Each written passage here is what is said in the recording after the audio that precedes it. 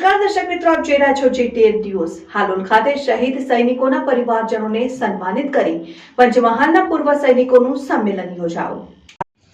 પંચમહાલ જિલ્લાના હાલોલમાં સ્થિત VM English medium સ્કૂલમાં પૂર્વ સૈનિકો અને દિવંગત સૈનિકોના પરિવારજનો માટે વિશેષ સંમેલન યોજાયું। આ પ્રસંગે ધારાસભ્ય જયદ્રથસિંહ પરમારની વિશેષ ઉપસ્થિતિ રહી હતી। શહીદ સૈનિકોના પરિવારજનોનું અભિવાદન કરીને શાલ ઉડાડી તેમનું સન્માન કરાયું। જિલ્લા સૈનિક કલ્યાણ કચેરીના અધિકારીએ જણાવ્યું કે દેશ કાજે પ્રાણ ન્યોછાવર કરનાર સૈનિકોના પરિવારજનોને બિરદાવવા અને તેમને વિવિધ કલ્યાણકારી યોજનાઓની માહિતી આપવા સંમેલનનું આયોજન કરવામાં આવ્યું। પેઢી શ્રેણી આગળ આવીને આ શહીદોના બલિદાનને યાદ કરે તે માટે આવા પ્રયાસો અનિવાર્ય છે।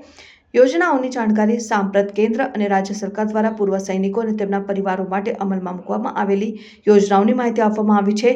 શહીદોને શ્રદ્ધાંજલિ કાર્યક્રમની શરૂઆતમાં સૌ ઉપસ્થિતોએ ઊભા રહીને 2 મિનિટનું મૌન પાળીને શહીદ સૈનિકોને શ્રદ્ધાંજલિ આપી।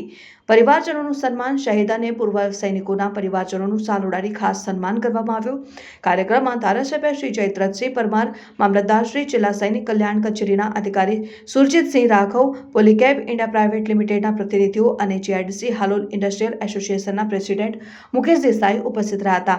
આવી કાર્યક્રમોથી શહીદોના બલિદાનને યાદ કરવામાં આવી રહી છે અને તેમના પરિવારજનોને મદદરૂપ થવા રાજ્ય કક્ષા ઉપરના પ્રયાસો સફળ થઈ રહ્યા છે।